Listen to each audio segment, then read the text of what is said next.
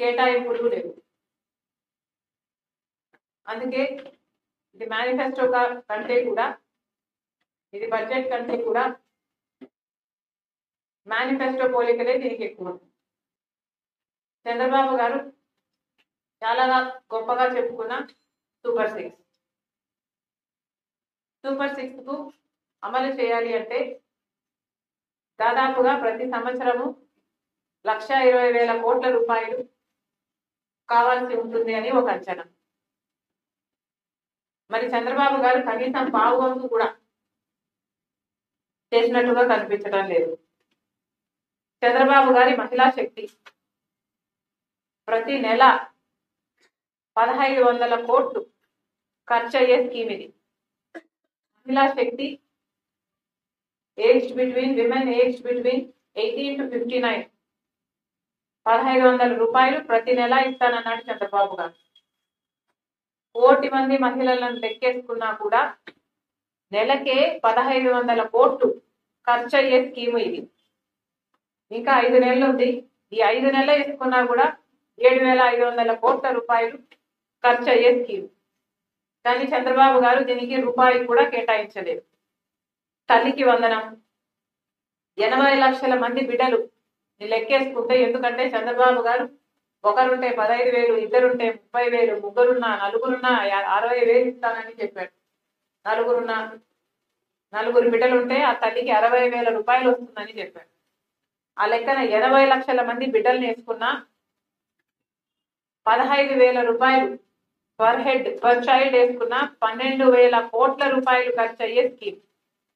దీనికి చంద్రబాబు గారు కేటాయింపులు చేసింది మాత్రం కేవలం 2,491 కోట్లు. మరి చంద్రబాబు గారు ఏ బేసిస్ మీద ఈ ఫిగర్కి వచ్చారో స్పష్టత ఇవ్వాల్సిన అవసరం ఉంది. అంటే అందరికీ ఇచ్చే ఉద్దేశం చంద్రబాబు గారికి లేదా? ఫ్రీ బస్సు 30 లక్షల మంది మహిళలు ప్రతిరోజు బస్సులలో ప్రయాణం చేస్తున్నారు. వీళ్ళకు ఫ్రీ బస్సు ఇవ్వాలి అని చంద్రబాబు గారికి ఇంతవరకు కూడా అనిపించలేదు. ఆఖరికి బడ్జెట్ లో కూడా అనిపించలేదు. ఎందుకని అడుగుతున్నాం. పక్క రాష్ట్రాలలో, తెలంగాణలో, కర్ణాటకలో అమలు అవుతున్న స్కీము వాళ్ళ అధికారంలోకి వచ్చిన వెంటనే ఒకరైతే వారం రోజులు, ఒకరైతే నెల రోజుల్లోనే అమలు చేస్తున్న స్కీము చంద్రబాబు గారికి మాత్రం వీలబట్టం లేదు. 30 లక్షల మంది మహిళలకు సంబంధించిన విషయం ఇది. వాళ్ళ భద్రతకు కూడా సంబంధించిన విషయం ఇది. నెలకు దాదాపు 450 కోట్లు ఖర్చు అయ్యే స్కీమ్ ఇది.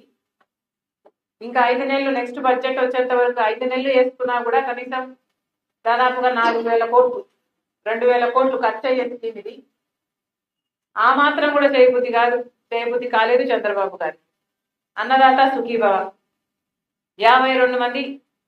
52 లక్షల మంది రైతులకి సంవత్సరానికి 20,000 రూపాయలు ఇస్తానన్నాడు చంద్రబాబు గారు. కేంద్రం ఇచ్చేది పోగా చంద్రబాబు గారి రాష్ట్ర బడ్జెట్ మీద కనీసం 7,800 కోట్ల రూపాయలు చూపించాల్సి ఉంది. దీనికి 4,500 కోట్లు మాత్రమే చూపించారు చంద్రబాబు గారు. మరి ఇది ఏ బేసిస్ మీద ఇచ్చారో చంద్రబాబు గారే సమాధానం చెప్పాలి. నిరుద్యోగ వృత్తి, ఇది కూడా నిరుద్యోగం అన్నది మన రాష్ట్రానికి చాలా పెద్ద సమస్యగా మారింది. ఉద్యోగాలు రావటం లేదు, బిడ్డలు అల్లాడిపోతున్నారు. కనీసం నిరుద్యోగ వృత్తంగా లేకపోతే వాళ్ళ తల్లిదండ్రుల మీద ఆధారపడి బతకాల్సిన పరిస్థితి వస్తుంది. నిరుద్యోగ వృత్తి కింద 1,500 రూపాయలు ప్రతి నెల, 3,000 రూపాయలు ప్రతి నెల ఇస్తానన్నాడు చంద్రబాబు గారు. కనీసం 50 లక్షల మంది 3,000 రూపాయలు వేసుకుంటే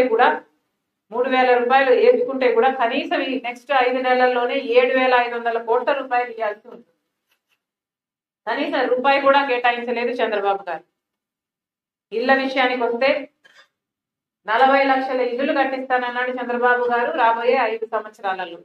అంటే సంవత్సరానికి 8 లక్షల ఇల్లులు. 8 లక్షల ఇల్లులు 2 సెంట్లలో 4 లక్షల రూపాయలు పెట్టి కట్టిస్తానన్నాడు చంద్రబాబు గారు. దీనికి కావాల్సిన డబ్బు 32,000 కోట్ల రూపాయలు. కేటాయించింది మాత్రం కేవలం 4,000 కోట్ల రూపాయలు మాత్రమే. మరి చంద్రబాబు గారు ఎక్స్ప్లెయిన్ చేయాలి. ఇల్లులు అవంతకవే ఏమైనా పుట్టుకొస్తాయా భూమిలో నుంచి? మాకైతే అర్థం కావటం లేదు. 3 సిలిండర్లు ఇస్తానన్నాడు చంద్రబాబు గారు ప్రతి కుటుంబానికి ఉచితంగా. 1,54,00,000 కుటుంబాలు ఉంటే 3 సిలిండర్లు పర్ ఫ్యామిలీ వేసుకున్న 4,000 కోట్ల రూపాయలు అవుతుంది సంవత్సరానికి. చంద్రబాబు గారు కేటాయించింది మాత్రం 900 కోట్లు మాత్రమే. ఇలా చెప్పుకుంటూ పోతే ఇక డ్రైవర్స్ వెల్ఫేర్ స్కీమ్ అట చంద్రబాబు గారు 3 లక్షల మందికి గాను 15,000 రూపాయలు ఇస్తారన్నాడు. దీనికి ఖర్చు అయ్యేది 4,400-500 కోట్ల రూపాయలు. కానీ 1 రూపాయి కూడా కేటాయింపు చేయలేదు చంద్రబాబు గారి ప్రభుత్వం.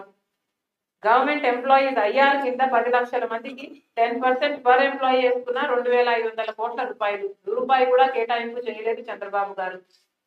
0 వడ్డీకే రుణాలు 83 లక్షల మందికి వేసుకున్నా కూడా కనీసం 5,000 కోట్ల రూపాయలు కావాలి. చంద్రబాబు గారు కేటాయింపులు చేసింది మాత్రం 2,050 కోట్లు. ఇలా చెప్పుకుంటూ పోతే లిస్టు చాలా ఉంది.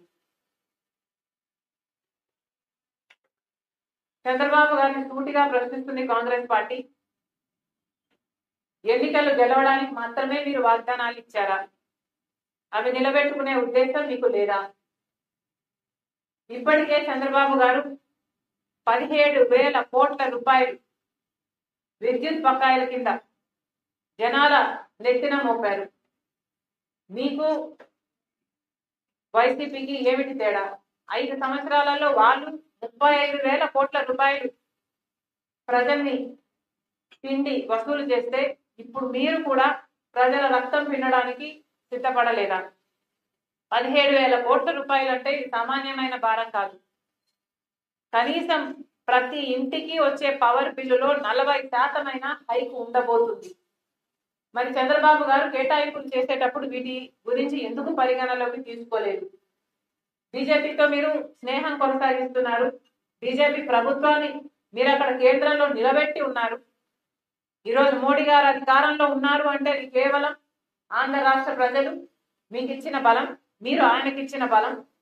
ఇది ఇప్పుడే కాదు, గత 10 సంవత్సరాలుగా జరుగుతూనే ఉంది. అయినా కూడా మన రాష్ట్రానికి ఏది చేయకపోయినా కూడా మోడీ గారు మన రాష్ట్రానికి ఒక గుంటున్నా ఇచ్చినా కూడా చంద్రబాబు గారు మాత్రం నెత్తిన పెట్టుకున్నారు మోడీ గారు. ఎందుకు అని అడుగుతున్నాం. బడ్జెట్ లో సూపర్ 6 కేటాయింపులు లేకపోగా కనీసం ఈ పవర్ బిల్లు అడిషనల్ గా ప్రజల్ని ఈసారైనా కాపాడతారు అనుకుంటే కనీసం ఇది కూడా చెప్పలేదు చంద్రబాబు గారు. ఇంకా లిక్కర్ మీద ఇంకా అదనంగా 10,000 కోట్ల రూపాయలు సంపాదిస్తారట. అంటే ఇప్పటికే బెల్ట్ షాపులు పుట్టుకొస్తున్నాయి. ఇంకా ఇది యథావిధిగా కంటిన్యూ అవుతుంది. రిజిస్ట్రేషన్ ఛార్జెస్ డబుల్ అవ్వబోతున్నాయి. ఇది ప్రజల బడ్జెట్ కానే కాదు. ఇది ప్రజల కోసం రూపొందించిన బడ్జెట్ కానే కాదు. ప్రజలను ఓట్లేసే యంత్రాలుగా మాత్రమే చూస్తున్నారు. ప్రజలతో ఓట్లేపించుకోవడానికి ఏం చెప్పాలనో మేనిఫెస్టోలో అది చెప్తున్నారు. ఎన్నికలప్పుడు ఆ వాగ్దానాలు ఇస్తున్నారు. ముందు వెనక ఆలోచించకుండా ఇస్తున్నారు. చంద్రబాబు గారికి తెలియదా 8 లక్షల కోట్ల రూపాయలు అప్పు చేసింది వైసీపీ ప్రభుత్వం అని? 11 లక్షల కోట్ల రూపాయలు రాష్ట్రం మీద అప్పుల భారం ఉంది అని? ఇవన్నీ తెలిసే కదా వాగ్దానాలు ఇచ్చారు. మరి అలాంటప్పుడు ఎలక్షన్లు అయిపోయిన తర్వాత, ఓట్లు వేయించుకున్న తర్వాత, మీరు గెలిచిన తర్వాత, మీరు అధికారంలోకి వచ్చిన తర్వాత, మీరే కాదు బీజేపీ పార్టీని కూడా మీరు అధికారంలో అక్కడ కూర్చోబెట్టిన తర్వాత ఆంధ్ర రాష్ట్ర ప్రజలకి ఇంత అన్యాయం చేయడం భావ్యం కాదు. ఇది ప్రజల బడ్జెట్ కానే కాదు అని కాంగ్రెస్ పార్టీ చాలా స్పష్టంగా చెప్పదలుచుకుంది.